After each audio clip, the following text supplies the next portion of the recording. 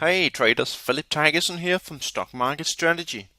Before I start, I just want to say that trading involves risk and hard work, so please do your own due diligence before trading for real money.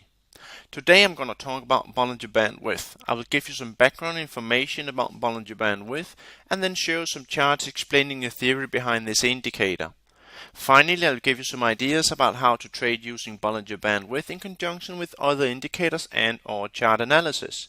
If you go to our website www.stock-market-strategy.com, you'll find a tab called Education, Technical Analysis, and Bollinger Bandwidth. Here you'll find a written explanation including a chart showing you how to trade using Bollinger Bandwidth. This is made to make it easy for you to keep track of the information. You might print this page out so you can have it in front of you while writing your trading plan or backtesting the ideas shown here. Bollinger Bandwidth is an indicator which is derived from Bollinger Bands. So if you're interested in knowing more about Bollinger Bands, you can go to our website as well and find a written explanation about Bollinger Bands. Here you will also find some charts and a video explaining Bollinger Bands. Bollinger Bands measures volatility by using a 2 standard deviation away from the average. It places 2 bands above and below. The value between these 2 bands gives the bandwidth. You see the bandwidth down here. During high volatility, the bands will widen and thereby making the bandwidth rise. When the bands contract, the bandwidth will drop. When the bandwidth is a very high reading, like in these three situations, and it can indicate that the trend will be ending soon. But because the trend is ending soon doesn't necessarily mean that the stock will reverse and go down. It can also just consolidate, which we see in these 2 situations.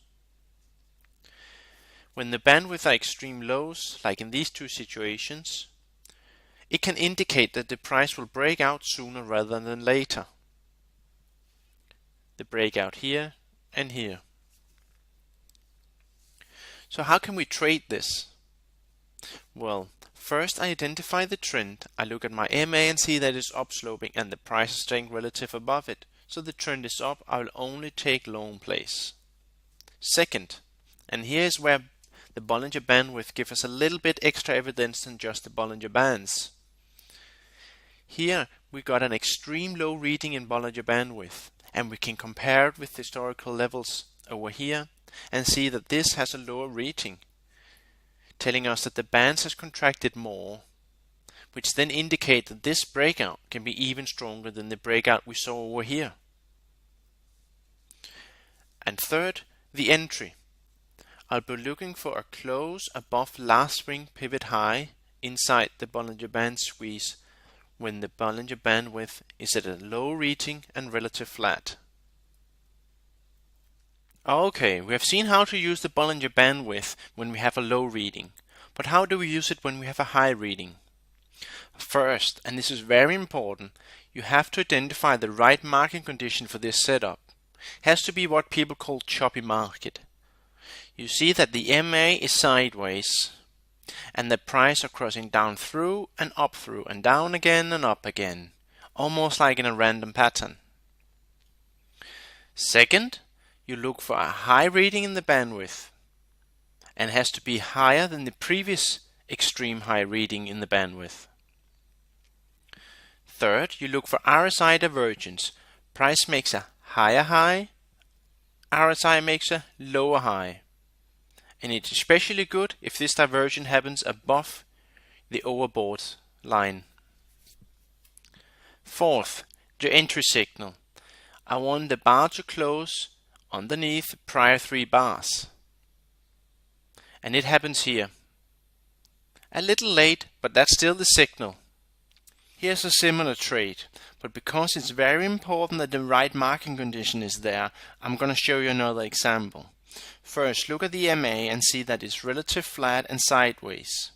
Also notice the price crossing down through the MA, keeps dropping suddenly to make a sharp move from the opposite side, crossing through the MA. This can be classed as choppy market. Second, look for extreme high reading in the bandwidth compared to prior highs. Third, look for RSI divergence. Price are making a higher high compared to the old high. RSI down here makes a lower high compared to the old high. And fourth, the entry. Because we have a well-defined double top here, I'm going to be more aggressive. I'm going to take this second peak as an entry. This bar is a down bar. It engulfs the prior up bar. So I'm being aggressive, entering my short here. This ends today's video. I hope you enjoyed it.